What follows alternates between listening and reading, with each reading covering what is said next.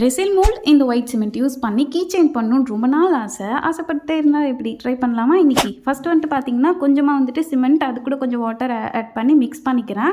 இந்த சிமெண்ட்டை வச்சு key chain வந்துட்டு இது வந்து சொல்லப்போனால் தேர்ட் அட்டம்ப்ட்டு. ஃபஸ்ட்டு 2 தடவை மோல்டு இந்த ரெசின் மோல்டு மாதிரி இல்லாமல் நம்மளாக ஹேண்ட்மேடாக வந்துட்டு மோல்டு ரெடி பண்ணி ட்ரை பண்ணோம். அது சொதப்ப தான் செஞ்சு. ஸோ அதனால் இந்த தடவை ரெசின் மோல்டு வச்சே பண்ணிடலான்னு சொல்லிட்டு பண்ணுறேன். ஸோ ஃபஸ்ட்டு நான் 2 பண்ணலான்னு தான் நினச்சேன். ஹார்ட்டும் அந்த லீஃபும். இந்த மோல்டில் எனக்கு ரொம்ப பிடிச்சதே அந்த லீஃப் ஷேப்பில் இருக்குல்ல அந்த சிம்பிள் அந்த இது தான். ஏன்னா அதில் வந்து டெக்ஸ்சர் இருக்கும். ஸோ அதனால் எனக்கு பிடிக்கும். இது வந்துட்டு நல்லா ஒரு 1 நைட் வரை நல்லா காய வச்சுட்டேன்.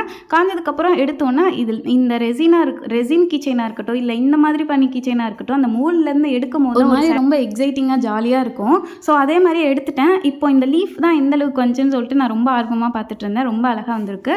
இப்போது இதுக்கு நம்ம பெயிண்ட் பண்ணிக்கலாம். லீஃப்க்கு வந்து க்ரீன் பெயிண்ட் பண்ணிட்டு அப்படியே விட்டுட்டேன். நெக்ஸ்ட் வந்துட்டு அந்த ஹார்ட்டுக்கு மட்டும் வந்துட்டு பிங்க் மாதிரி பெயிண்ட் பண்ணிட்டு சென்டரில் ஏஸ்ன்னு போட்டு பார்டர் மாதிரி கொடுத்துக்கிட்டேன். 3 வந்து அப்படியே விட்டுட்டேன். அவ்வளோதான். கீச்செயின் இப்போ வந்து கீச்செயின் ரிங்கு கீச்செயின் செயினை மாட்டி விட்டோம் அப்படின்னா கீச்செயின் நமக்கு ரெடி.